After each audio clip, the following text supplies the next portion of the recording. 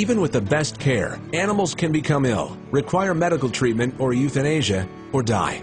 Management on dairy farms should be prepared to handle special needs animals through proper employee training, segregation, and prompt decision-making to treat, market, or euthanize an animal. When it comes to special needs animals, the National Dairy Farm Program recommends 10 best practices in the categories of nutrition, animal health, environment and facilities, and handling, movement, and transportation. Proper nutrition is an important part of recovery for special needs animals. That includes having access to clean water, or milk replacer for pre-weaned calves, and have access to a special diet that takes into account their illness or injury. Special needs animals should not be restricted from feed and water for more than 4 hours. Also, special needs animals' rations should provide the required nutrients for maintenance, growth, and lactation for the appropriate physiological life stage. When it comes to animal health, the producer or person in charge must determine immediately whether the injured animal is otherwise healthy and can be nursed back to health or can't be saved. If the non-ambulatory animal can be nursed back to health, protect it from further injury. Provide it with shelter, food, and water, and give it care to minimize its pain and discomfort during the recovery process. The use of flotation tanks should be considered. To help navigate such decisions, the dairy must have a herd health plan developed in consultation with a herd veterinarian or other knowledgeable professional. The plan should include specific areas for non-ambulatory animal management, including proper movement to avoid dragging the animal, husbandry and nursing care that provides shelter, water, feed, isolation from other animals, and protection from predators, prompt medical care, and euthanasia if warranted.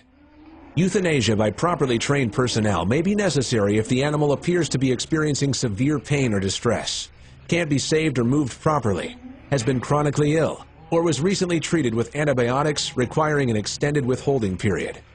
Dead animals, either euthanized or expired from natural causes, are potential sources of infection.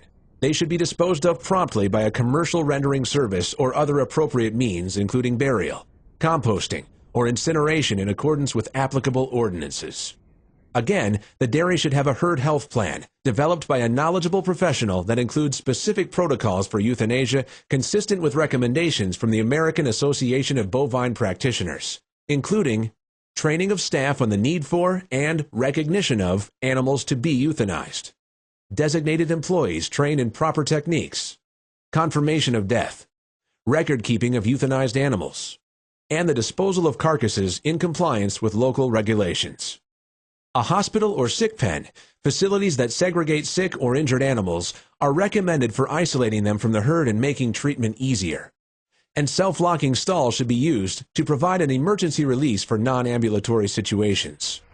Because sick or injured animals are more susceptible to discomfort, it's important that the pen be equipped to maximize animal comfort. It should provide adequate shade, bedding, air movement, and accessibility to feed and water. Dead animals should be located in a remote area of the farm, away from public view, so that rendering trucks do not come near healthy animals. It's important to take great care when handling, moving, and transporting non-ambulatory cattle. The National Dairy Farm Program recommends that a timely and prompt marketing plan is part of the management plan, that designated staff members have been trained and proper equipment is available to move downer animals, that special equipment for injured or non-ambulatory animals is available. Non-ambulatory cattle that can't be carried should be moved with an appropriate sled, sling, or bucket, with the exception of cases where an animal must absolutely be moved a short distance before an appropriate movement aid can be used. For example, if a cow becomes non-ambulatory in a parlor. Cattle should not be pulled, dragged, or otherwise moved through mechanical force applied directly to the animal, with the exception of specifically designed equipment for such purposes. If the animal is highly unlikely to become ambulatory again, with little chance of recovery, the animal should be euthanized and then moved in accordance with the herd health plan. Euthanasia is strongly recommended if an animal goes down in the belly compartment of a semi-trailer that does not have side doors, because humane removal is nearly impossible. And finally, the National Dairy Farm Program recommends that trained personnel are available when sick, injured, non-ambulatory, or dead animals must be moved.